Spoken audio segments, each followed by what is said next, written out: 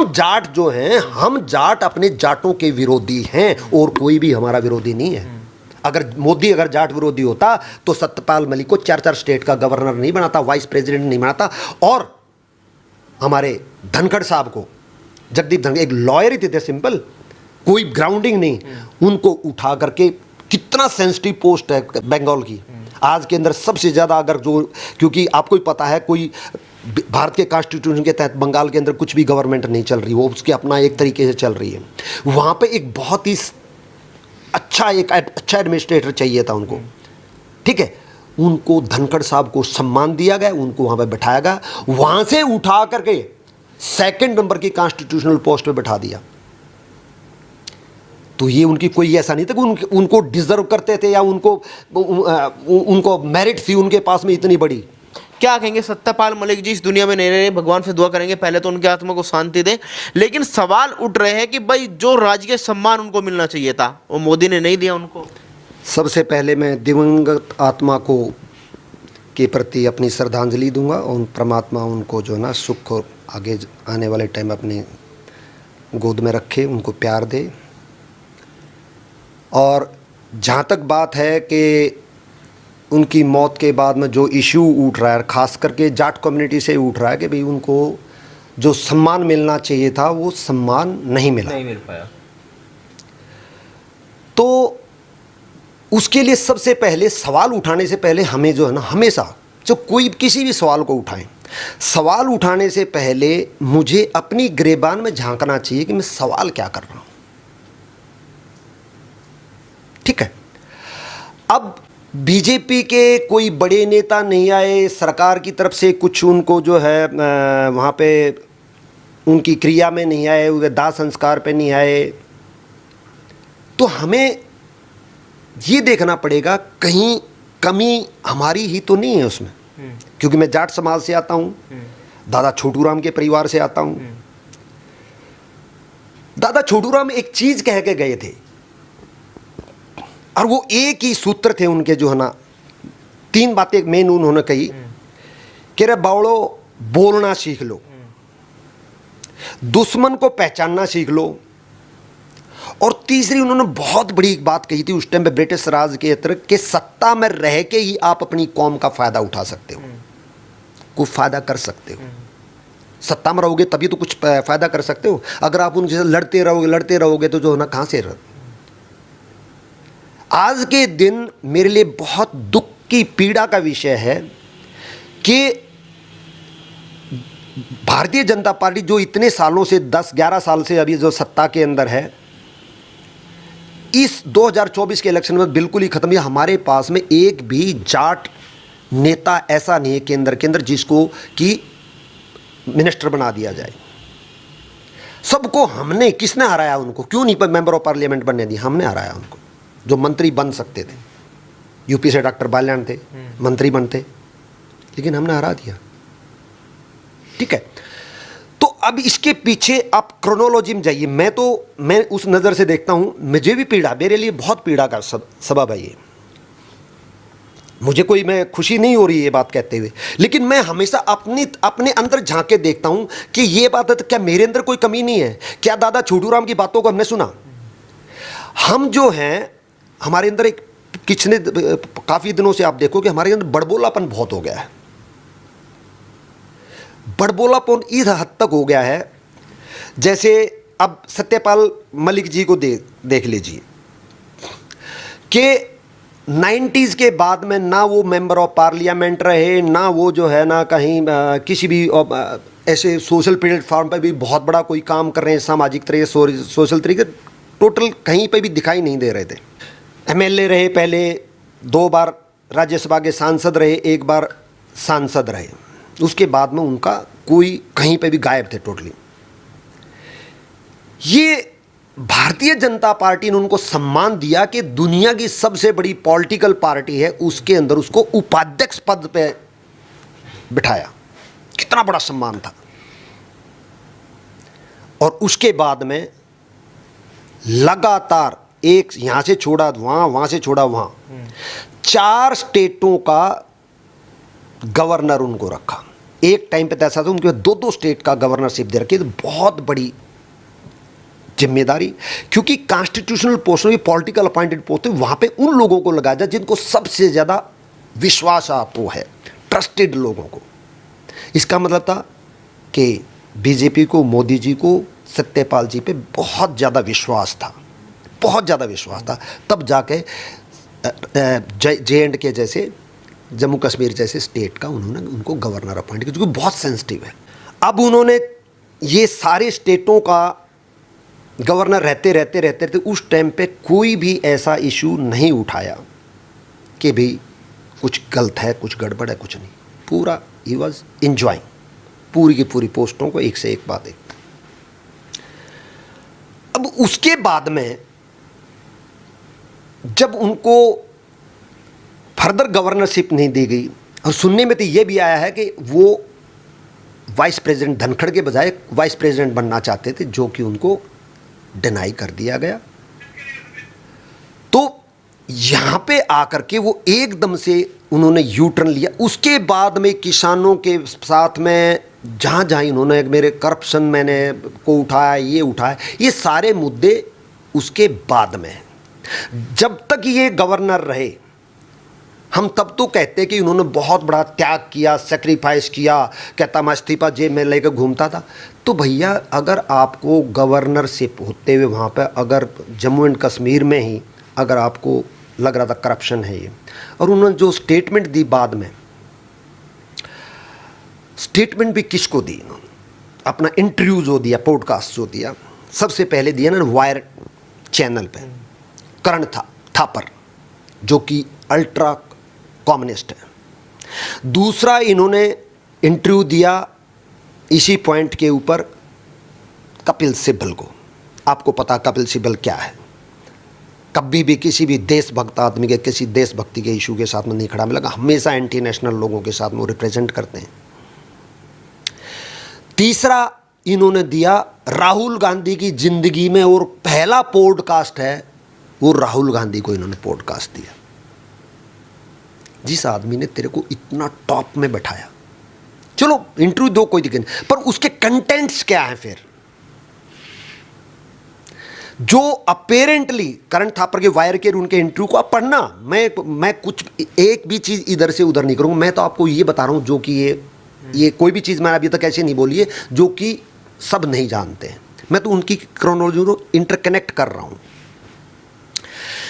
इन्होंने बाद में क्या कहा जब गवर्नरशिप से हट गए, कि पुलवामा अटैक जब हुआ तो मैंने मोदी को फोन किया, उसका फोन वो रीचेबल नहीं, तो शूटिंग कर रहे थे। बड़े ही सार्केस्टिक वे से जो है ना, बड़े ही व्यंग्यात्मक तरीके से उन्होंने ये कहा, भैया क्या ये बात आपकी सच है? अपने आप, अब जो भी सुन रहा है देख रहा है वो एनालिस्ट करो। एक देश का प्रधानमंत्री, 140 करोड़ देश का, इतने बड़े राष्ट्र का प्रधानमंत्री जिसके हाथ में न्यूक्लियर बटन है, क्या वो आउट ऑफ कम्युनिकेशन हो सकता है? आंसर नहीं हो सकता। तो ये बात उनकी झूठ है कि कम्युनिकेशन में नहीं हुआ, कि फ़ोन नहीं गया। और फ़ोन मोदी नहीं उठाते, उसके पूरा स्टाफ है उनके पास, पूरा जहाँ भी जाते हैं पूरा उनका ऑफिस चलता है, साथ में जो ना PMO चलता है। फिर उनकी सबसे बड़ा शौक मुझे उस टाइम पे लगा जब उन्होंने कहा कि 4:30 बजे मोदी का मेरे पास फ़ोन आया एक ढाबे से। हैं? अरे एक प्रधानमंत्री ढाबे पे जाके फ़ोन करेगा? कैसी बातें कर रहे हैं यार, आपका कुछ गड़बड़ हो गया क्या दिमाग का? फिर उसके बाद में कहा, अब जी मैंने फिर मोदी का फ़ोन आया तो मोदी को बताया कि मैंने जो है ना ये पुलवामा में अटैक हो गया, ये हमारी गलती से हुआ। और उसने कहा कि आप चुप रहना। क्या बात है? अगर कहा है तो एक प्राइम, जब आप गवर्नर बनते हैं या कोई मिनिस्टर बनते हैं, किसी भी कॉन्स्टिट्यूशनल पोस्ट पे बैठते हैं, तो आप 2 ओथ लेते हैं, एक गवर्नरशिप की, एक सीक्रेसी की, ऑथ ऑफ सीक्रेसी ली जाती है कि मैं एक तो मेरा कार्य निर्वाह कॉन्स्टिट्यूशन के तहत करूंगा, एक सीक्रेसी रखूंगा। एक प्रधानमंत्री जो कॉन्स्टिट्यूशनल पोस्ट पे है, एक गवर्नर जो कॉन्स्टिट्यूशनल पोस्ट में, उन दो के बीच में जो कम्युनिकेशन हो रहा है वो गलत है, ठीक है, वो बाद में देखेंगे। आपको कोई अधिकार नहीं है उस ओथ लेने के बाद में कि आप प्रधानमंत्री के साथ में जो बातें हुई उसको आप पब्लिक में जाहिर करें। वो कितनी सच है, वो कितनी झूठ है, ये पहले वाली बातों से लग रहा है कि उनकी बातों में कितना सच होगा। वो अपना अपना क्रेडिबिलिटी खो दी उन्होंने जो है। फिर उन्होंने कहा कि जी करप्शन के मेरे पास ये ऑफर आए वो ऑफर आए। तो जब आप गवर्नरशिप से हट के फिर भी ये कह रहे हैं ना कि एक और इमोशनल गेम खेलने की कोशिश कर रहे थे कि भी जो मेरे पास में सीबीआई लगा दी, ईडी लगा दी, मेरे पास 4 पजामे हैं, 4 कुर्ते हैं, मेरे पास क्या मिलेगा, 1 रूम का घर है। भैया वो आपके पास में कोई करप्शन इसलिए रेड करने नहीं आए थे कि आपके यहाँ कुछ ढूंढने आए थे ना। जब आप बार बार इसको राहुल गांधी को, कपिल सिब्बल को, करण थापर को और पब्लिक रैलियों के अंदर दुनिया भर के इंटरव्यू दुनिया भर में, आज उस टाइम वही सबका जो है ना लाडला था मीडिया हाउसों को, खास करके कम्युनिस्टों का। सबको आप ये कहते जा रहे हो कि जी वहाँ पे मेरे को 250 करोड़ का 150 करोड़ का ऑफर आया। तो सीबीआई आपके पास में ये पूछने तो गई थी कि भाई आपके पास में इतने इतने ऑफर आए थे, उनके प्रूफ बताइए आप। जो इतना वाइडली आप बोल रहे हैं, इसमें इंटरनेशनली छवि जा रही ना एक, क्योंकि दुनिया के अंदर एक मैसेज जा रहा था कि भाई मोदी जो है ना करप्शन को टॉलरेट नहीं करता। अरे कॉन्स्टिट्यूशनल पोस्ट पे बैठा हुआ बंदा ये कह रहा है कि भाई जो ना जो बैठा था वो कह रहा है कि जो ना मेरे पास ऐसे ऐसे, और उन्होंने स्पेसिफिकली ये वर्ड बोला कि जो है ना मोदी को करप्शन से कोई गुरेज नहीं है। जिस आदमी ने आपके ऊपर इतना ट्रस्ट किया, इतना विश्वास किया, इतना आपके प्रति प्रेम और सम्मान दिखाया। सम्मान तो कहते हैं ना, हमारे मेरे चाचा जी, मेरे चाचा जी का लड़का, उन्होंने बहुत एक सुंदर बात कही। चाचा जी को उन्होंने बहुत सालों तक जो है ना उस पर बेड पे रहे, इतनी सेवा, मतलब श्रवण कुमार कर सकते हैं अपने बाप की, मेरे चाचा, मेरे भतीजे, मेरे सॉरी कजन ब्रदर ने मेरे चाचा की। तो उसके बाद में जब उनकी देहावास हुआ तो उसके बाद में कुछ बात ऐसी आई कि भाई जो है ना उनका कुछ काजवाज किया जाए, ये किया जाए, क्योंकि पारिवारिक तरीके से फाइनेंशियली ठीक है। तो उन्होंने एक बहुत सुंदर बात कही थी।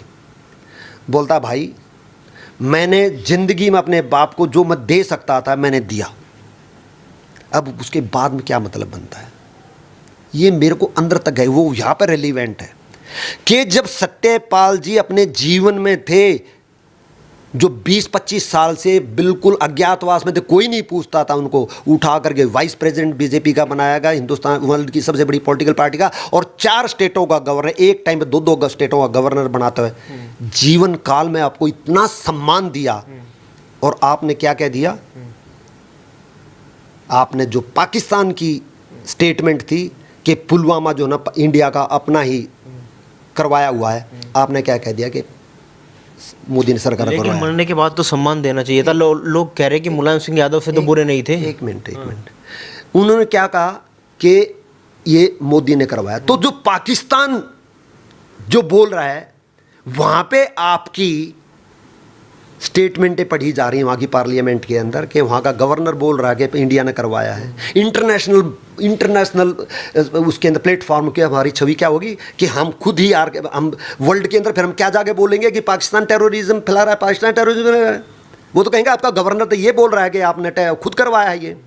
और एक चीज़ और आपको याद होगा कि 2024 के जो जनरल इलेक्शन थे उससे 1 साल पहले इस आदमी ने कहना शुरू कर दिया था कि देखना कि 2024 के जनरल इलेक्शन पर, वैसे तो इलेक्शन हार रहा है मोदी, लेकिन 2024 के इलेक्शन से पहले पुलवामा जैसा एक और अटैक ये करवाएगा। कितनी बार बोला, सबने मेरे ख्याल में सुना होगा आपने, झकझा ही रहे वो। मैं एक भी चीज़ अपने पास से नहीं बोल रहा हूँ।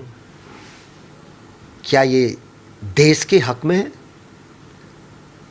तो जितने घाव आप कर रहे हैं, बोए पेड़ बबूल के तो आम कहाँ से खाए, ये मैंने नहीं कहावत की।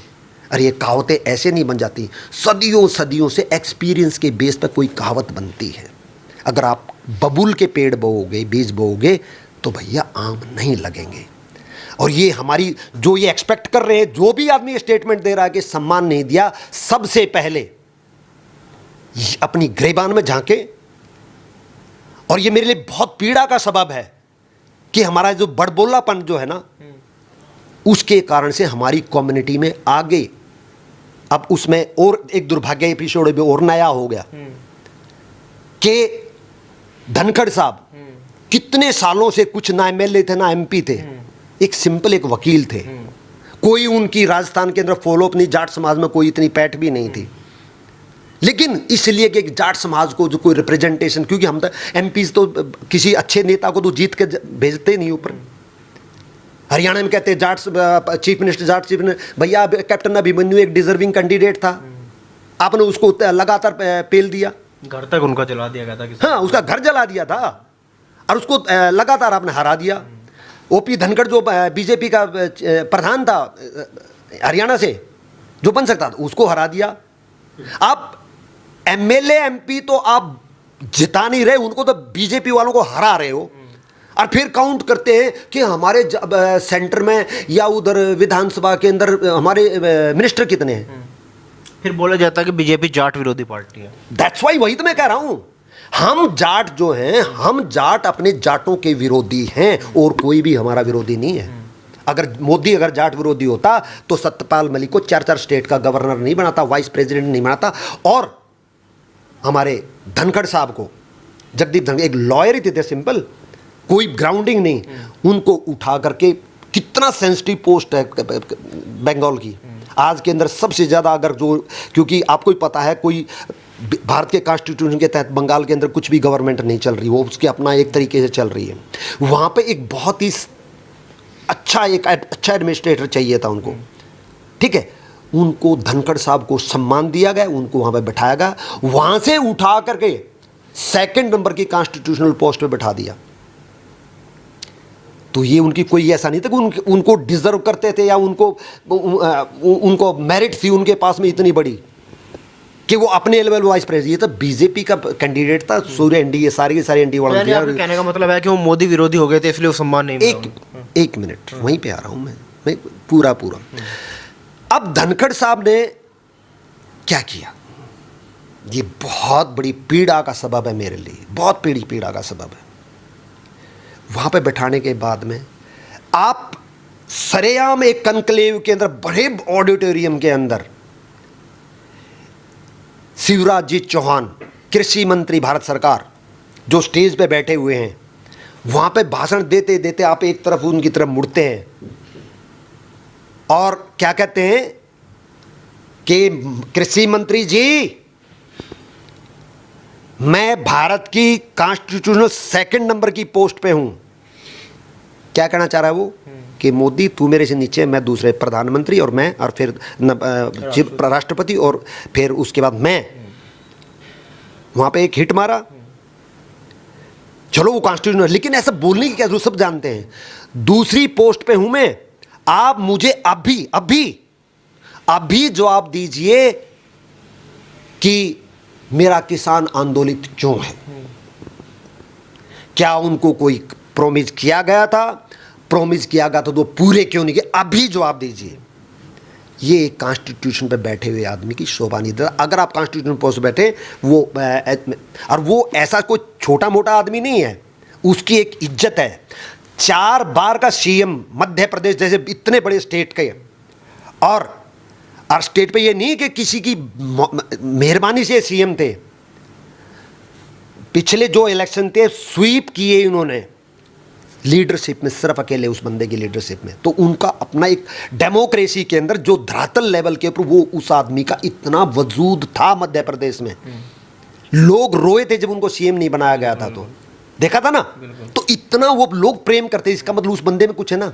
आप उसको भरी उसके अंदर सभा के अंदर जलील कर रहे हैं। क्या लगता है सत्यपाल मलिक और जगदीप धनखड़, एक चीज दोनों, एक और ऐसे ही कनक्लेव के अंदर धनखड़ साहब क्या कहते हैं कि पूरे दुनिया के अंदर जो हमारे प्रधानमंत्री का डंका है, लेकिन मेरा किसान आंदोलित क्यों है, इसका मतलब है कि अगर हमारी नीतियों में कमी है। आप सरेआम लाइक अपोजिशन लीडर आप जो ना वो कर रहे हैं, क्योंकि हमारे यहाँ अपोजिशन लीडर, अपोजिशन का मतलब होता है कंस्ट्रक्टिव, सरकार की कमियों को उजागर करें। वो दुर्भाग्य है कि वो हमारा कंस्ट्रक्टिव अपोजिशन नहीं है। उनको तो बस एक मुद्दा चाहिए, सरकार इन्हीं चीजों में, आप अपोजिशन को एक मुद्दा दे रहे ताकि वो सरकार के ये पार्लियामेंट के अंदर वो हल्ला करते रहे, ताकि जो कंस्ट्रक्टिव काम हो सके। हिंदुस्तान में इतने काम हैं जो कि करने वाले हैं, पॉपुलेशन कंट्रोल, ये दुनिया भर के जो मैं कहने का मतलब है कि चाहे सत्यपाल मलिक हो या जगदीप धनखड़ हो, वो मोदी के लिए नासूर साबित हुए। नासूर नहीं कहूँगा मैं, ये मेरे लिए एक बहुत पीड़ा और दुर्भाग्य का टाइम है। मैं ये कह रहा हूँ मेरी कौम से कि मेरा हाथ जोड़ कर रिक्वेस्ट कर रहा हूँ कि अपने अंदर झांक के देखो कि हम कर क्या रहे हैं। दादा छोटू राम की वो बात याद करो कि रे बोलना सीख ले, कोई ऐसी भाषा मत बोलो कि जो अगले के अंदर तक चुभ जाए, अगले को पीड़ा कर दे। ऐसी कोई भाषा मत बोलो जो कि देश के विरोध में यूज हो जाए, ठीक है। और यहां तक भी बात सुनने को मिली है कि जो केजरीवाल तो धुर विरोधी है, मोदी का क्या लैंग्वेज यूज करता है, उस आदमी उसने टाइम नहीं मांगा, वाइस प्रेसिडेंट उसको बुला रहा, भाई वो एमएलए है, एमपी है, किस लिए बुलाया उसको? उसके अगले दिन बाद इस्तीफा हो गया। अभी यहां तक बात सुनने में आई है, ऑथेंटिक नहीं है, कि उसने धनखड़ ने उसको कहा है कि आप चंद्रबाबू नायडू से कांटेक्ट कीजिए अगर आपको हिलाना है तो यहाँ से। यही बात, ये तो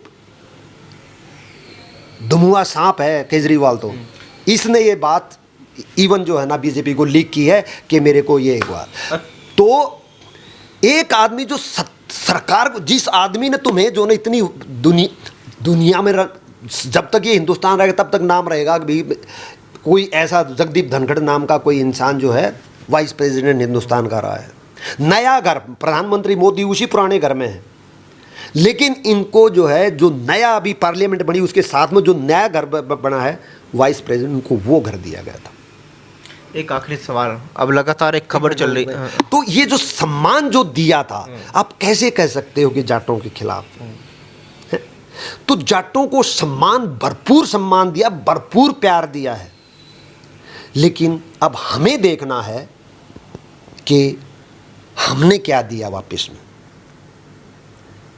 और एक चीज और, एक कहावत है, respect is to be earned not to be claimed. इज्जत कमाई जाती है, इज्जत मांगी नहीं जाती। लेकिन जो मैं माहौल देख रहा हूं हमारी कम्युनिटी के अंदर, वो इज्जत मांग रहे हैं कि हमें इज्जत दो, इज्जत दो, इज्जत दो, इज्जत दो। इज्जत भीख में नहीं मिलती है। आप इज्जत कमाओगे तो आपको मुंह खोलने की जरूरत नहीं, मुझे ये नहीं मिला, मुझे वो नहीं मिला। आपको जो मिलेगा वो दिल में जगह कर जाते हो, फिर आप लोग दौड़े चले आएंगे आपके पास। 15 दिन से जगदीप धनखड़ जी कहाँ है? लगातार अभी ये खबर सोशल मीडिया पे चल रही है। तो मेरे को जहाँ तक कह लूँ, उनको आत्मगलानी हुई है कि मैंने बहुत बड़ी गलती कर दी है, बहुत बड़ी गलती कर दी। मेरा ये अनुमान है, मुझे नहीं पता क्या है, पर जिस हिसाब से वो चुप हैं, इमोशनल तो हैं, थोड़े सेंटीमेंट हैं वो आदमी, लेकिन उन्होंने जो जिस हिसाब से जो व्यवहार किया, वो एक मैच्योर्ड आदमी का, ना सत्यपाल जी ने जो मैच्योर्ड स्टेटमेंट दी हैं और ना ही जो है ना धनखड़ साहब ने। तो मुझे तो बल्कि अब मैं ये भी नहीं क्लेम कर सकता कि भी जाट कम्युनिटी को रिप्रेजेंटेशन दिया जाए। किस बिना पे कहूँगा मैं? जिसको दिया उसको आपने जो ना ये कर दिया। इवन यही नहीं, मैं गारंटी से तो कल को सपोज करके कांग्रेस पार्टी भी अगर जो ना सत्ता में आ जाती है तो वो भी किसी भी जाट को जो ना, जो ये हालात हमने किए हैं, खुद किए हैं, ये हमारे किए हुए हैं, कि वो कोई भी आपको सेंसिटिव पोस्ट नहीं। अब ये देखो चौधरी वीरेंद्र सिंह पूरी जिंदगी भर बूढ़े हो गए थे, कभी भी केंद्र में मंत्री नहीं बने। एक बार तो ऐसा हुआ था, सोनिया गांधी ने उनको अपॉइंट किया था और अगले दिन ओथी जींद से ट्रेली भर के लड्डुओं की भी आ गई थी, और वो बढ़िया कुर्ता पहन कर नहीं, सुबह पार्लियामेंट के लिए निकल ही रहे थे, तभी फोन आ गया, घंटी बजी कि रहने दो, आपका ड्रॉप कर दिया गया। याद होगा ये, मैं तो अपने पास से नहीं कर रहा, ये तो सब कुछ कितना बड़ा धक्का लगा था। दादा छोटू राम का नाती, जो दादा छोटू राम का खून जिस आदमी में है, जो सबसे बड़े मसीहा, आज तक हिंदुस्तान के अंदर जो पॉलिटिकल है, महाराजा सूरजमल वगैरह वो दूसरी लाइन थी, अभी जो इसमें है, दादा छोटू राम के बाद में अगर टॉलेस्ट अगर कोई लीडर था तो दादा छोटू राम था, जिसने अपनी कौम के लिए इतना काम किया है। उसके बाद चौधरी चरण सिंह थे, उसके बाद में कोई नेता ऐसा नहीं हुआ जिसको हम ये कह सकेगा। तो चौधरी वीरेंद्र सिंह ने क्या किया, चौधरी शिवरेंद्र सिंह को बीजेपी ज्वाइन करवाया, बीजेपी ज्वाइन करते ही उसको मंत्री बनाया गया, केंद्र का मंत्री, पहली बार जो उन्हें कभी सारी जिंदगी कांग्रेस में बिताने के बाद में उनके बेटे को मेंबर ऑफ पार्लियामेंट बनाया, उनकी वाइफ को जो है एमएलए बनाया। इतना देने के बाद क्या दिया उन्होंने वापस मोदी को, कि वापस फिर कांग्रेस में, उसी कांग्रेस में चले गए जहां से तो तुम्हें थूकते थी कांग्रेस जी। सोनिया गांधी ने तुम्हारे को जो ना घर से कपड़े पहन के लड्डू तुम्हारी ट्रॉली भरी पड़ी, तब वापस तुम्हारी सीट खींच ली विद नो रीजन, किसी कारण से नहीं।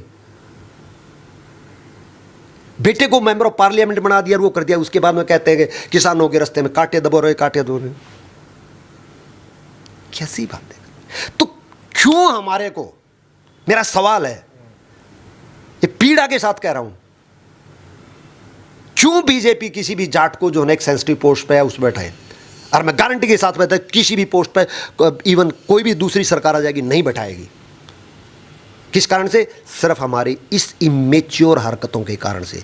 तो हमें एक अपील है मेरी अपनी जाट कौम से, मैं पीड़ा के साथ कह रहा हूं, मैं कोई किसी का वो नहीं है, कि हमारे को अंदर अपने अंदर झांकना होगा, अपने आप में सुधार लाना पड़ेगा, और जितने भी खूंटा ठोक हमारी कम्युनिटी में उनको चिन्हित करना होगा।